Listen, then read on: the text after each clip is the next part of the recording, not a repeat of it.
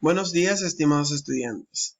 Nuevamente estoy aquí con ustedes por medio de esta presentación en PowerPoint. Entonces pasaré a explicar lo que son los recursos didácticos para el aprendizaje.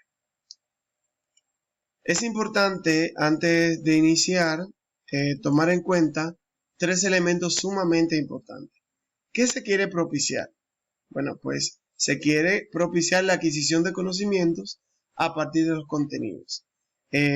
Cabe destacar que además de la adquisición, también queremos propiciar la construcción de conocimientos, tomando en cuenta que estamos trabajando por un diseño curricular enfocado en competencia.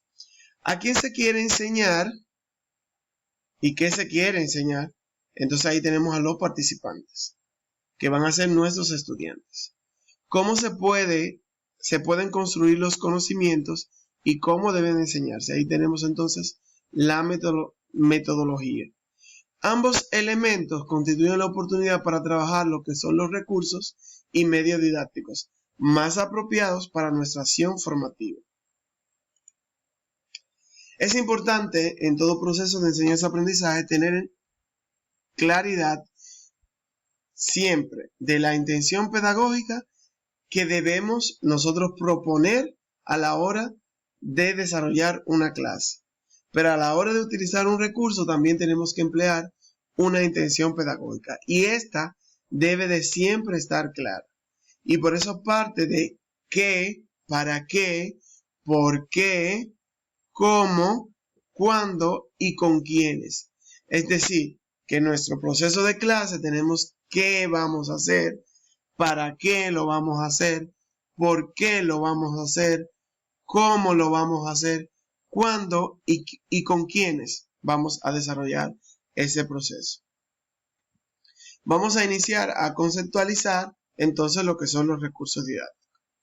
Antes de hablar sobre el concepto de recurso didáctico, es bueno tener en cuenta los antecedentes. Es importante destacar que la historia del material educativo o didáctico es casi tan antigua como la propia enseñanza. Aunque suele citarse como referente del primer material propiamente didáctico, la obra Orbis Sensulium Pictus de Juan Amos Comenio, elaborada en el siglo XVII. Aquí voy a hacer un paréntesis para explicar lo que ocurría en el siglo XVII. Todavía en el siglo XVII, la escuela no era el espacio como el que conocemos hoy en día, sino que estábamos en la etapa del oficio, donde sobre todo en la antigua Grecia, lo que se estudiaba era la literatura, la matemática y luego se practicaba el atletismo. ¿Quiénes enseñaban entonces a la lectura? Enseñaban los padres. Entonces, los padres eran que enseñaban a sus hijos, sobre todo a las mujeres que no podían ir a tomar clase en ese momento y que su oficio de ellas era ser ama de casas.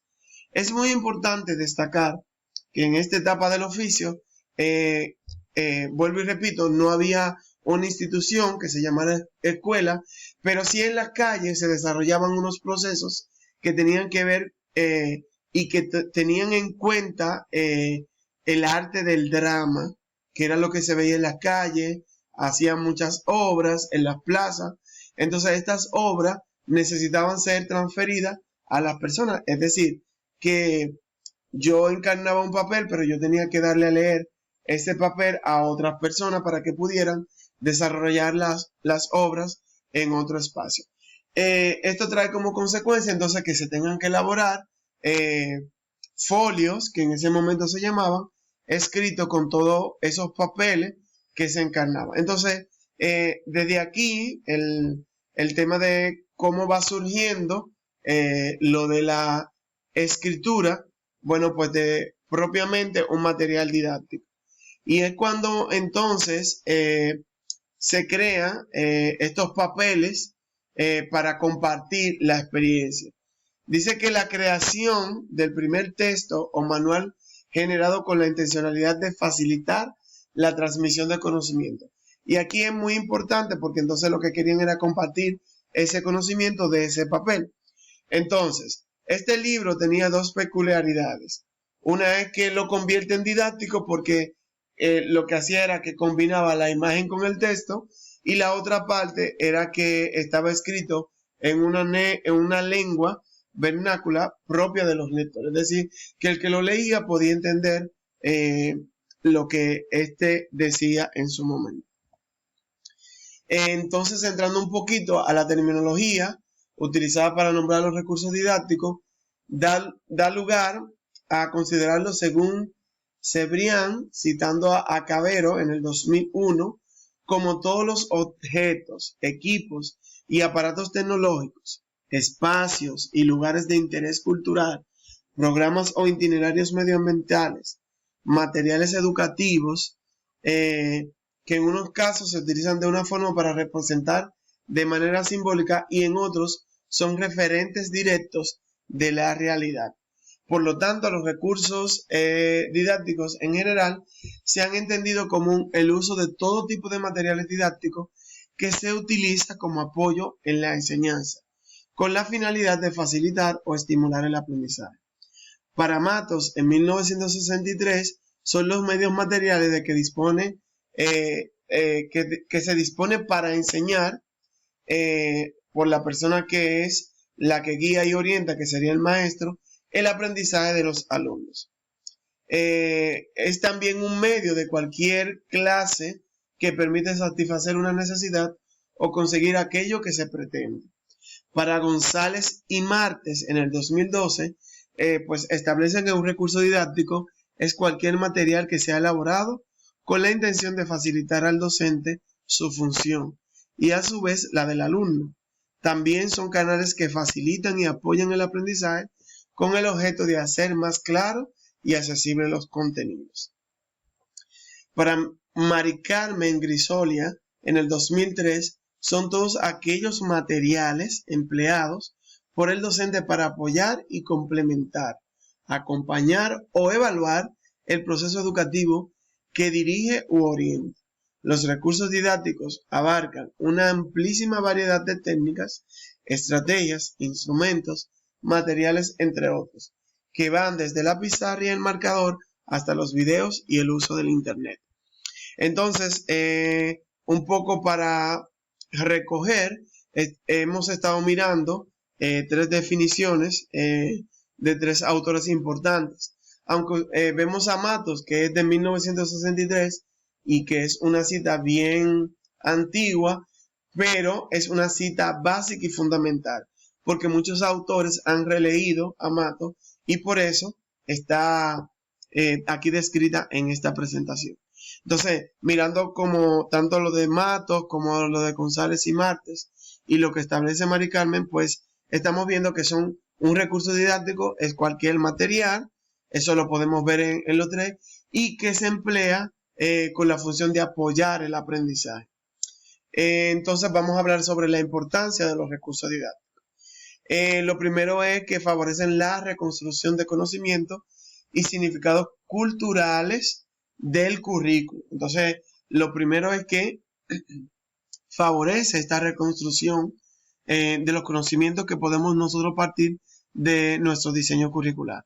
Bueno, constituye una herramienta incalculable dentro del proceso de enseñanza-aprendizaje, ya que lo apoyan, lo motivan y hacen que el aprendizaje sea más significativo. También los recursos didácticos proporcionan información al alumno y son una base fundamental para los aprendizajes, ya que muchas veces un profesor puede explicar el tema, pero cuando verdaderamente el alumno lo entiende, cuando hay un recurso de por medio que él puede palpar o que puede ver y que hay una mayor comprensión por esto. También nos ayudan a ejercitar las habilidades y a desarrollarlas.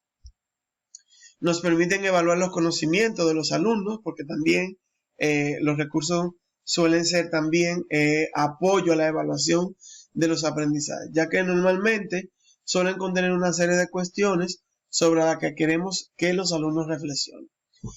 Nos proporcionan un entorno para la expresión del alumno, es decir, que por medio también de los recursos pueden expresarse, pueden decir lo que comprenden, pueden también despertar la motivación, el interés, hacer que el contenido sea más dinámico. Según Bardeville, en el 2007, pues desarrollan la continuidad del pensamiento, hacen que los aprendizajes sean más duraderos y brindan una experiencia real que estimula la actividad de los alumnos. También proporcionan experiencias que se obtienen fácilmente mediante diversos materiales y medios, y ellos ofrecen un alto grado de interés para los alumnos.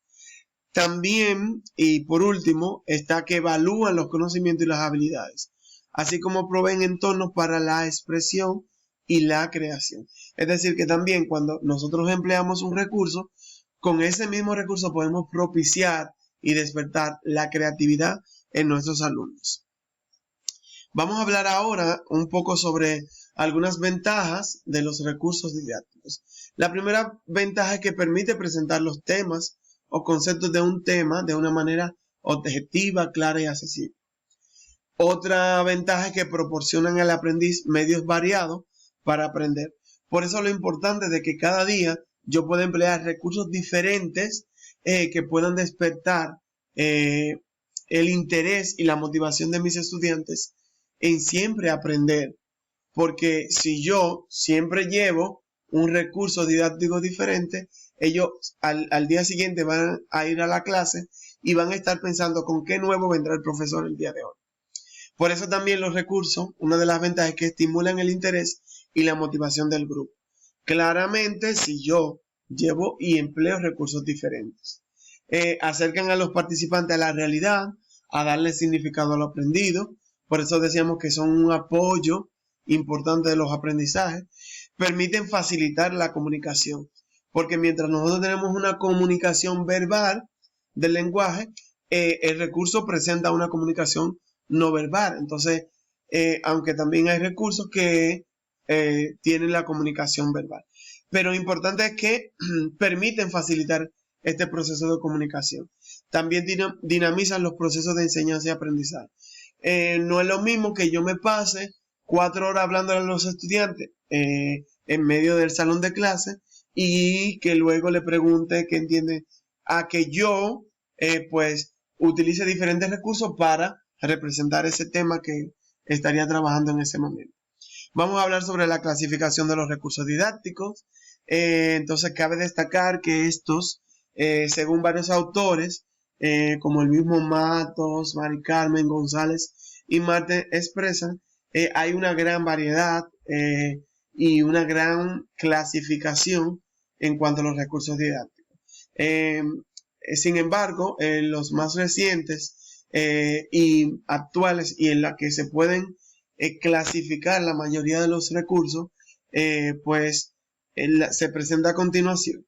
Son 6, están los materiales gráficos, los materiales audiovisuales, materiales bidimensionales y tridimensionales, materiales visuales de imagen fija o no, materiales impresos, materiales tecnológicos. Entonces ahí pueden mirar, hay una definición de cada uno de ellos. En los gráficos están los carteles, diagramas, mapas. En los auditivos, cassette, cinta, video, canciones. En los bidimensionales están las maquetas, los murales. En los materiales visuales, imagen fija, fotografía, pinturas. En los materiales impresos están los libros, revistas. Y materiales tecnológicos están las grabadoras, las computadoras, los celulares, entre otros. Esta clasificación también en la actualidad se ha visto que hay una clasificación en cuanto a también decir o establecer que nosotros los seres humanos pasamos también a ser recursos humanos para propiciar el aprendizaje. Entonces, cuando hablamos de recursos humanos, estamos hablando de un conjunto de personas que trabajan en una actividad formativa. Desde lo personal, el que es de limpieza, hasta el profesorado. Pero vamos a ver, en el caso de nosotros como recursos humanos, es porque estamos en capacidad de guiar o favorecer el aprendizaje. Tenemos los recursos materiales, son un conjunto de elementos físicos como las aulas, los libros, los retroproyectores,